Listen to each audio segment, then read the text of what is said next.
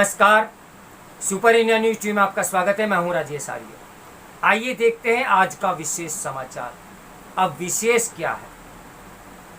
घटना दर घटना घटती रहती है, लेकिन कुछ घटनाएं ऐसी हो जाती हैं जो समाज में या तो जख्म दे के जाती हैं या बहुत दिनों तक यादें दे के जाती हैं। क्या हमारे देश में कुछ दिनों से नहीं, कुछ महीनों से नहीं, काफी लंबे समय से अलग अलग लोगों के लिए अलग अलग कानून का उपयोग किया जा रहा है। आखिर क्यों किया जा रहा है?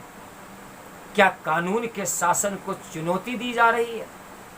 यह समझना कठिन है कि तेलंगाना के भाजपा विधायक राजा सिंह ने वही काम क्यों किया जिसके लिए पार्टी की प्रवक्ता नुपुर शर्मा को निलंबित किया गया था। ऐसा लगता है कि विवादों में रहने के आदी राजा सिंह ने यह जानते हुए भी कोई सबक नहीं सीखा कि नुपुर शर्मा की टिप्पणी को लेकर देश विदेश में कितना बवाल हुआ था। धार्मिक मामलों में कोई टीका टिप्पणी करने से पहले हर किसी को और खासकर नेताओं को तो अतिरिक्त सतर्कता बरतनी चाहिए, लेकिन शायद कुछ नेता संवेदनशील मामलों में भी संभल कर बोलने की आवश्यकता ही नहीं समझते। विवादित बयानों के जरिए चर्चा में आने का अवसर खोजने वाले नेता न केवल अपनी पार्टी के लिए मुसीबत खड़ी करते हैं, बल्कि माहौल खराब करने का भी काम करते हैं। अब मुश्किल यह है कि ऐसा काम करने वाले बेलगाम होते जा रहे हैं।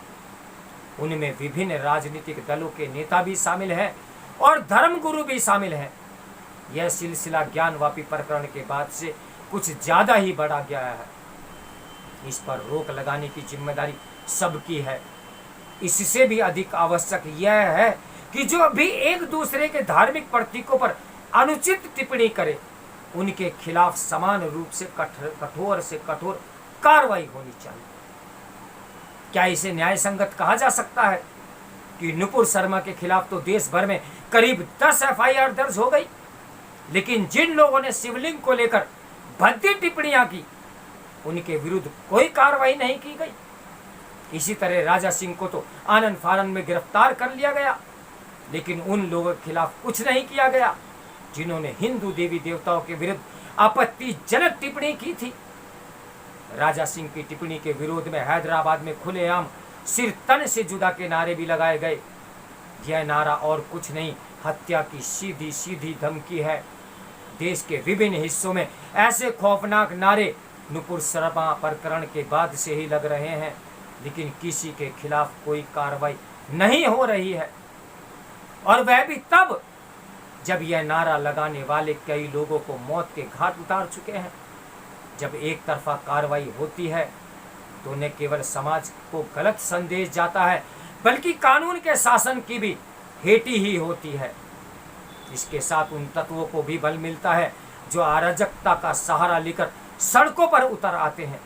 यदि पुलिस प्रशासन बेतुके बयान देने वाले अथवा अराजक तत्वों के खिलाफ कार्रवाई के मामले में अलग अलग मापदंड अपनाएगी, तो इससे कानून हाथ में लेने वाले तत्वों का दुस्साहस तो बढ़ेगा ही ना। तो मेरे साथ बने रहिए सुपर इंडिया न्यूज टीवी की ब्रेकिंग न्यूज के लिए। नमस्कार, मैं हूं राजेश आर्य।